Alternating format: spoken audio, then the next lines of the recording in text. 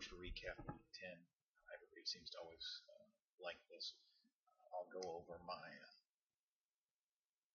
good and bad. Obviously, looking over what I went with last week, you can probably already tell what the good and the bad is.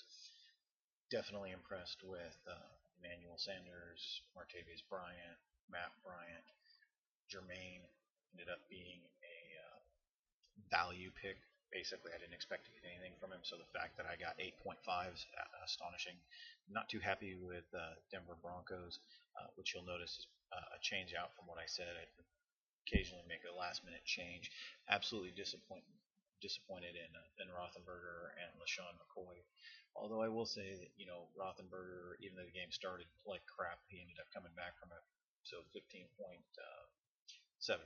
or 7-2 works for me. I did win this uh, league. I'll tell you that much. Actually, I'll just show you guys the whole thing. So this is one of the lower leagues that I enter, but I did win.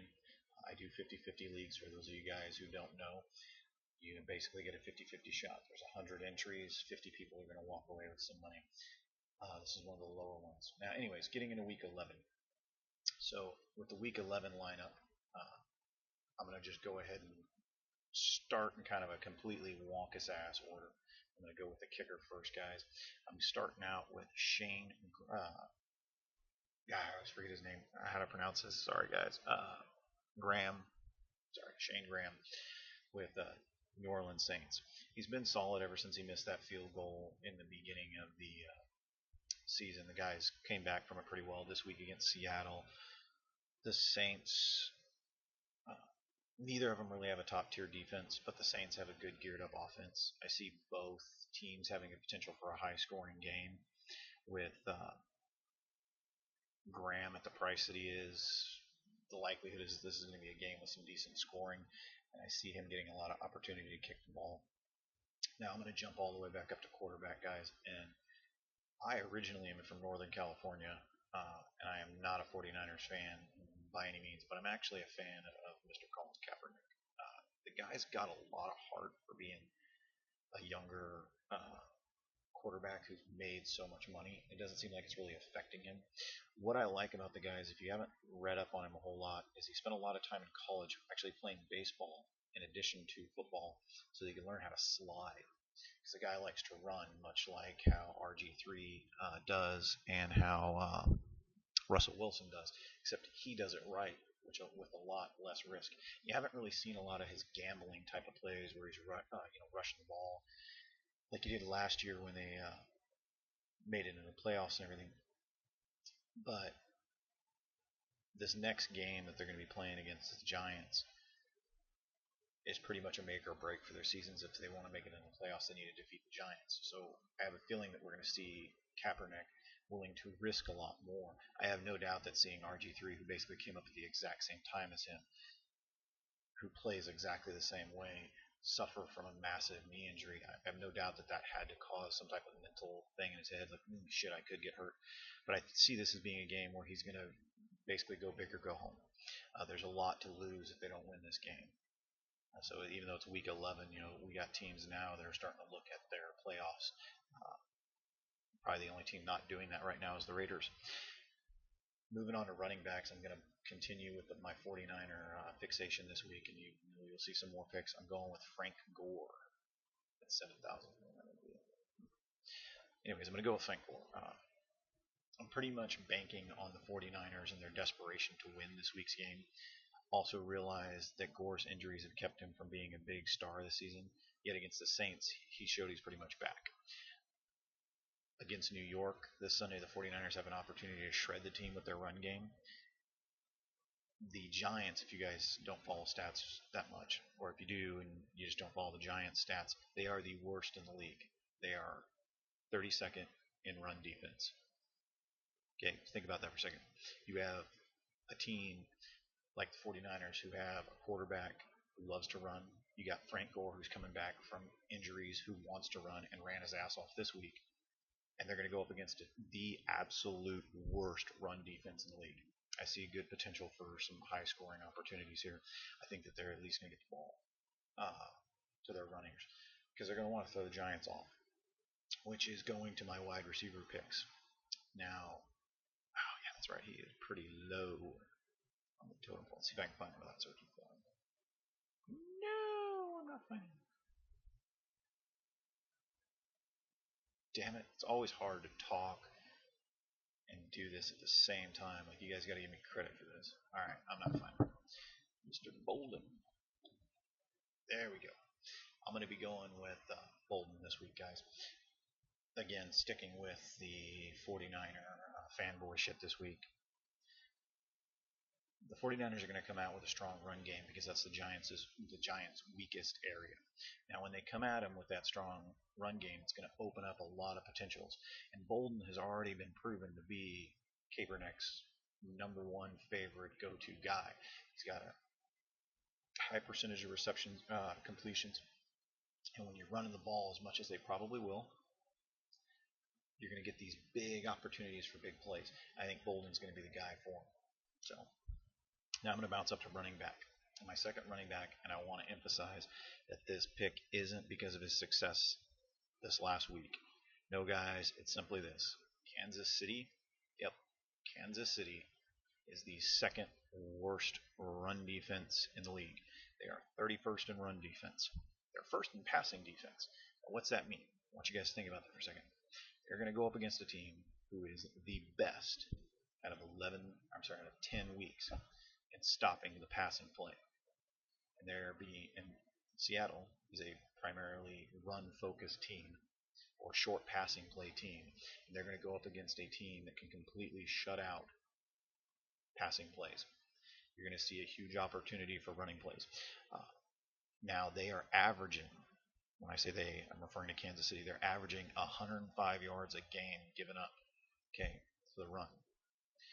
When you go up against a team this good in one area and this bad in another, you have to make a choice. Actually, you don't have to make a choice. The choice has basically been decided for you. You have to use whatever element. Ask me later. I just updated it. Damn. You have to go with the weakness. Like, it's common sense. I'm not even going to waste any more time saying that. You have literally a team that is the second worst in the league against stopping the run, but is the best at stopping the passing play. They're going to have to run the ball. Now, whether or not Kansas City is somehow is going to change the dynamics and stop them, be the first time this season that they've stopped a run game, we'll see. But I see them using Marshawn Lynch at least sometimes this game. Now, we're going to move on down to my second wide receiver pick, and I'm going to be going with Julio Jones this week. Now, someone asked me why. I'm going to tell you why. We all know he's one of Matt Ryan's favorites, but did you know that this season alone, Carolina Panthers, and it's more about the Carolina Panthers than it is Atlanta Falcons, they are averaging 28.1 points allowed and 376 yards allowed per game. So Carolina is allowing that much on average, which means there's games that are higher than that, a few that are lower than that, but the majority of them are right around that ballpark, guys.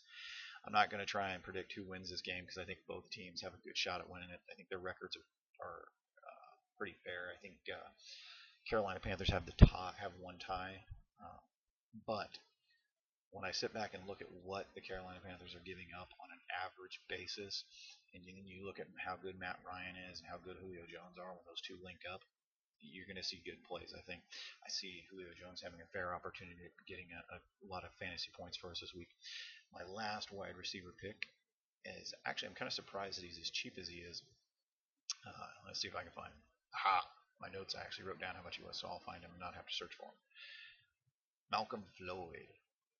I like this guy a lot because despite the horrible loss to Miami, he managed to get 4 of 5 catches for a total of 60 yards. Now, we all know that San Diego didn't get any points in that damn game, but the point is that he caught the ball 4 out of 5 times. Okay, that is a damn good percentage of completions. Now, take into account that the San Diego is going up against the Raiders this week. Now, did you know this? His best game this season was against the Raiders earlier in the season, where he got 5 receptions, 103 yards, and a touchdown. I always consider my third wide receiver choice as basically my bargain, my value, if you will. I consider him a good value at that. His best game was against the Oakland Raiders. son of a bitch can catch, and he's cheap. So let's move on to tight ends.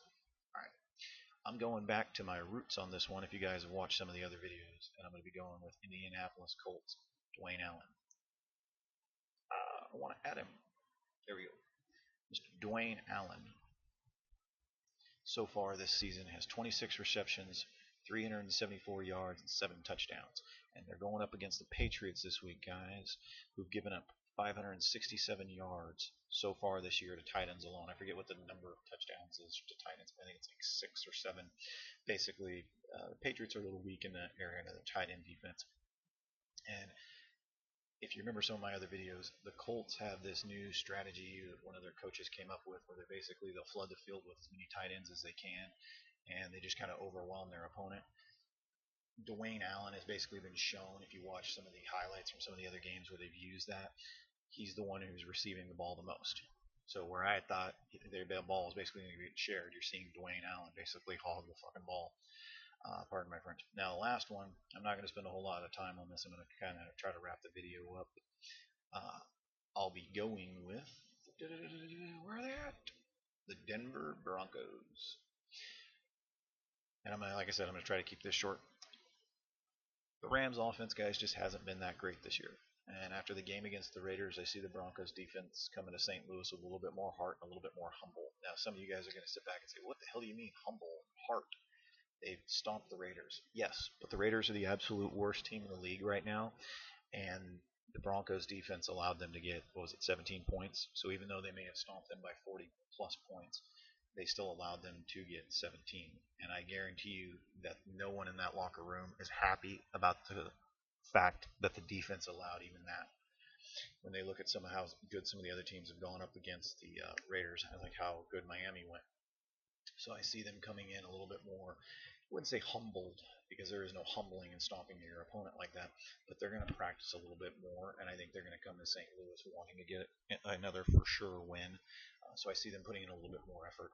And frankly, this week, I would actually be willing to, if there's another pick that you guys want, I would actually just drop the money and go with something as crappy as Carolina Panthers or Tampa Bay. I don't mean those are horrible teams. I mean, I don't see any team really having a for sure defensive edge over another team this week, guys.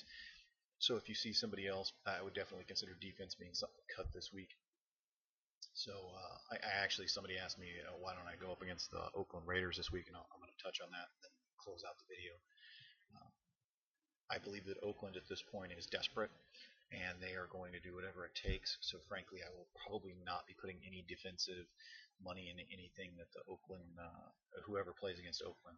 San Diego had a pretty tight game against Oakland. It wasn't a good one to go with San Diego with in the beginning of the season. Oakland Raiders are going to be a lot more vicious, and so are some of these other teams that basically have nothing to lose as the season progresses on, and they don't have a playoff opportunity. So at this point, what do they have to lose? So they're going to throw everything at you just so they can get another win. Doesn't mean that I think other opportunities that way. Just I'm kind of going to stay away from the Oakland Raiders and whoever they're playing against in the defensive realm. I'll still go with kickers, tight ends, wide receivers, running backs, quarterbacks, etc., etc. Anyways, guys, that's it for week 11. I'll probably put up a couple other videos this week to cover some of the injuries that might plague us later in the week. But anyways, good luck, have fun, and like always, don't blame me if you don't win.